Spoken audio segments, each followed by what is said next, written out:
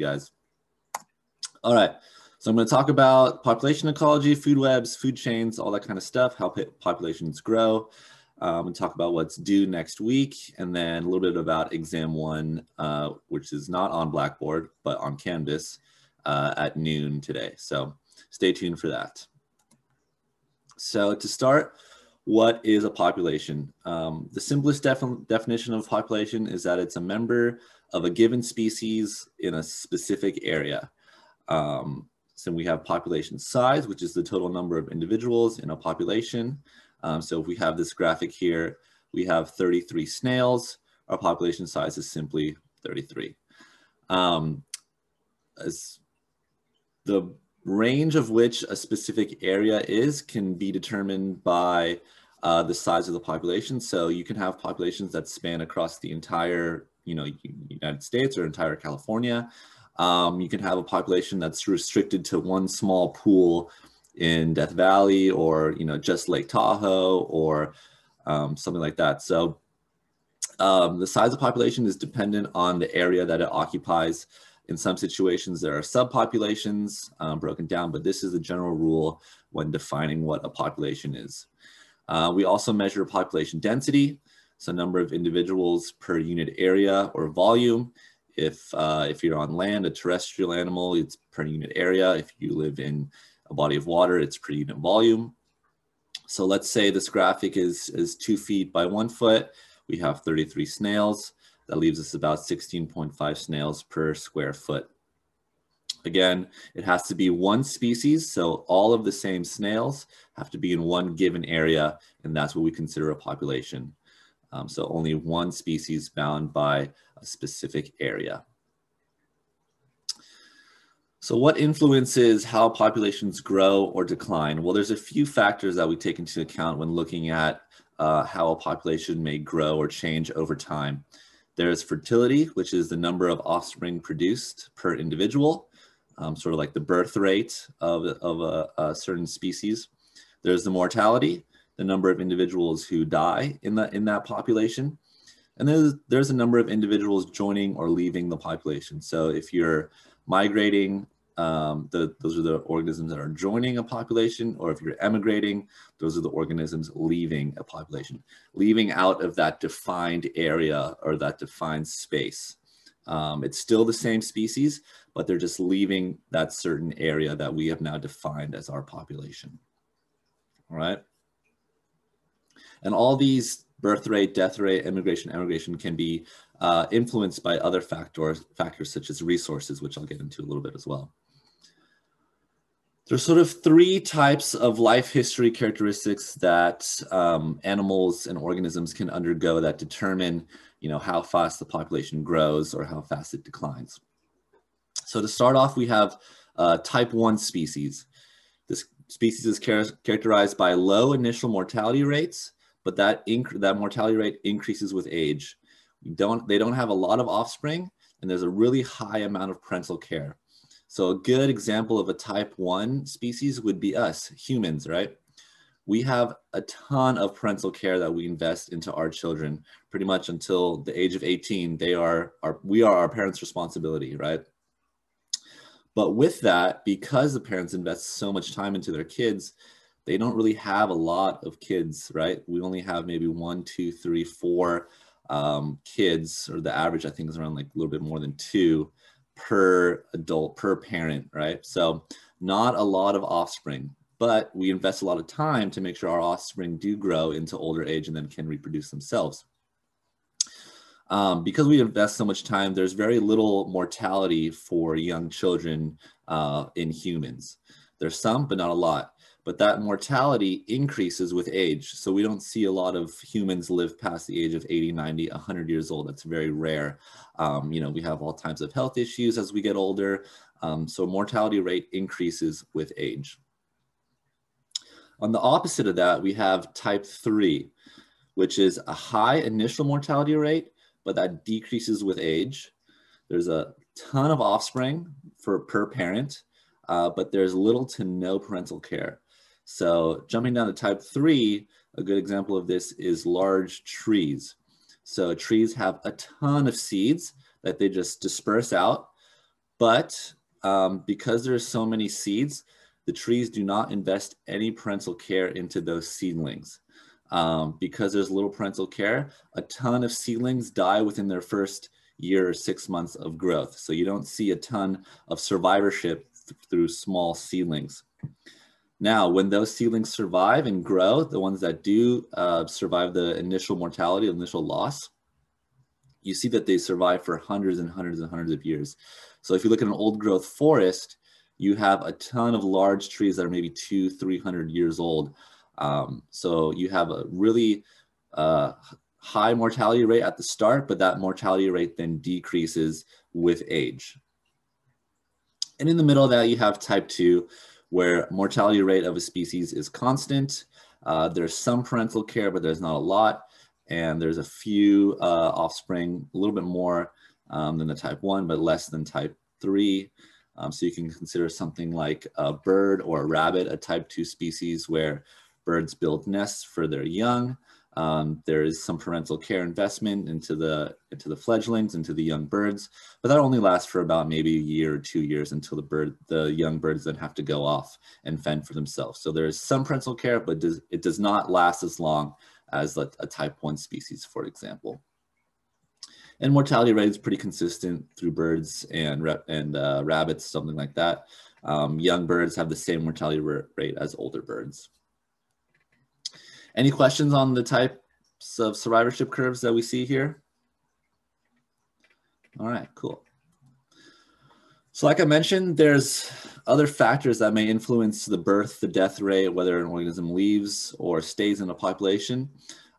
Mainly that's just resource availability. So whether or not animals have enough food, whether enough plants have enough light, whether you have enough pH in the soil, whether there's certain parameters, right? There's biotic and abiotic factors that influence the resource availability. So if you're a bear, you need to hibernate for the winter. If there's not enough hibernation spots, then you don't have the appropriate habitat for you to continue on.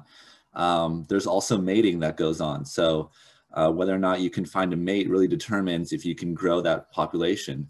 So a lot of different resources can affect the birth to death rate and the migration of a species out of a given area.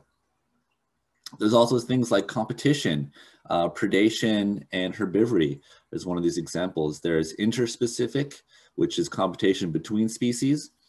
So let's say you have a big giant bait ball filled with little tiny bait fish out on the ocean. Maybe you've got sharks and you've got tunas coming to try to eat those little fish. You've got birds coming from above. The birds, the sharks, the tunas are all in competition with each other for the bait ball, for that resource, all right? There's also intraspecific competition, which is competition within species. So the same species competing for a resource or a mate. A good example of this is male lions. Male lions, they have a harem of females around them. And so they protect that breeding ground, essentially. They protect those females so that we can mate with them and then grow their population that way. If you have another male lion that comes in, those two male lions are going to fight for the right to mate with those females. So that's an example of intraspecific competition, where it's the two of the same species competing for a resource or to mate. Whereas you have interspecific competition is between species, different species competing for a resource. And so populations can only grow to a certain size until they start to see a decline in their overall population size. So this is what this idea is called, the idea of carrying capacity, which is the theoretical size that a population can grow to based on the available resources that it has. So let's say we have a group of rabbits. They move out of a given population into a totally new area. They've created their new population. This area is untapped. There's no predators. They have unlimited food initially. So they're going to see a rapid increase because they translate all that food into being able to reproduce, all that good stuff. So they're super happy in this new area. They've got a ton of food. There's no predators. They're just living life. That population is going to shoot up super rapidly. Eventually, as time goes on, those resources begin to decline, right? The food's getting eaten. certain species or certain individuals in the population have mated, maybe they've died, they've gotten too old. So as those resources decrease, the population size is also going to decrease. Its carrying capacity and so on and so forth. It's going to start to go down in decrease in size, and the reproduction rate goes down, the survivorship goes down. So this idea of carrying capacity is really the theoretical population size that a given area can support due to its resources. Another idea of population ecology is this idea of food chains and food webs. This is how species interact with each other. So in a pretty simple food web, you've got primary producers, which are the ones that, photosynthesize, your kelps, your algae, your trees, your plants. And then there's primary consumers. Those are the ones that eat the primary producers. So you've got insects, mice that eat the plants. Then you've got your secondary consumers. Those are the ones that eat the insects, eat the primary consumers. So frogs, small birds will eat the insects. Then you've got your tertiary consumers, which eat your secondary consumers. So something like a snake would eat a frog. And then finally, you have your quaternary consumers, your really top of the food chain, top predators that then eat the tertiary consumers. So this is a very simple food web. But what you'll notice is that there's only about 10% of energy transfer between levels. So if you have a system where the primary producers produce about 20,000 calories, remember our unit of energy per year, then the primary consumer is only going to get about 2,000 calories, secondary consumers only about 200, and so on and so forth, moves up the chain. The rest of that energy, 90% of it, is given off as heat and then returned back to the ecosystem through decomposers. So decomposers, things like worms, fungi, insects are incredibly important because they take care of all the detritus, all the leftovers, and put that 90% energy back into the ecosystem itself. So this is just a basic food web to show how energy transfers through a system and the different levels of whether or not you're a quaternary consumer, primary consumer, primary producer. So populations themselves are not static. They increase over time due to the carrying capacity, then they decrease because all those resources have been used up. So populations go through these boom and bust cycles. In this case, predators and prey, the cycles kind of mimic each other. Again, predators are eating the prey, but there's often a delay in the predators. So the cycle of the boom or the bust of a predator is a little bit delayed rather than its prey. So we can see this in this graph here. We have our hare, which is our rabbit, in red, and we have our lynx, which is our predator, in blue. And what you can see, especially towards the end of the graph here, is that when the populations of hares increase, you also see that the population of lynxes increases as well. However, once the population of hares decrease because they've been eaten by all the lynx population also decreases because they have no more food left to eat. So this is an idea of the population booms and busts that predators and prey go through to show that the population size of a given species is never static. It changes consistently over time from year to year and then from centuries to centuries. So populations are never static. They increase dramatically, they decrease dramatically over time as well. So I've talked a lot about predation and competition, and these are things that really, is driven by nature, but nature doesn't always have to be so cruel. So there's some animals, there's some populations that have learned to work together, which I think is really cool. So I want to share a few examples with you guys here. This idea of mutualisms does occur in nature as well. And this is where two species depend on each other, but both benefit from the relationship. So a simple mutualism I'm sure we've all heard of is Nemo, right? We have our clownfish and our anemone. That's a mutualism. There's bees pollinate certain flowers. That's a mutualism as well. But I think this is a super cool example. This is a shrimp goby mutualism.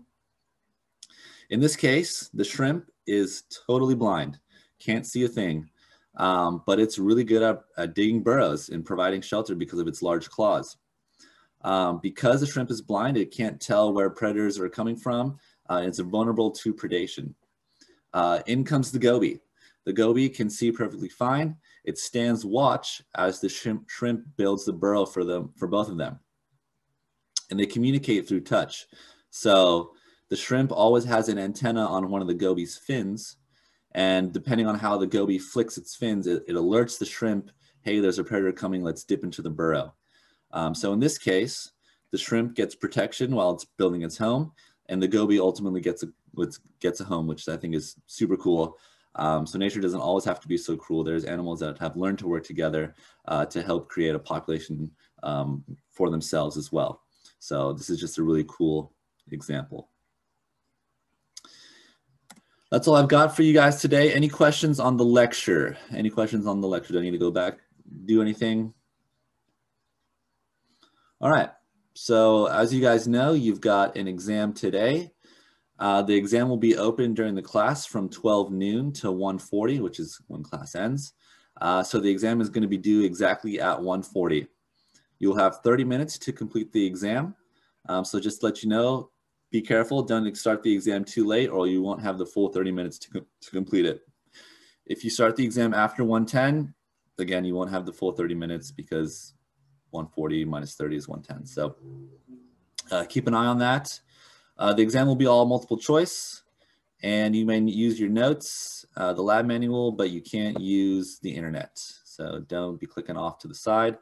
And the exam covers concepts from weeks 1 through 4, so everything up until last week. For those of you who have given me special paperwork showing that you have more time, you can get that. You'll get that on the exam as well. You'll see a separate exam for yourself. Any questions on the exam? I know we had a few earlier, so go ahead and shoot them out if you have them right now.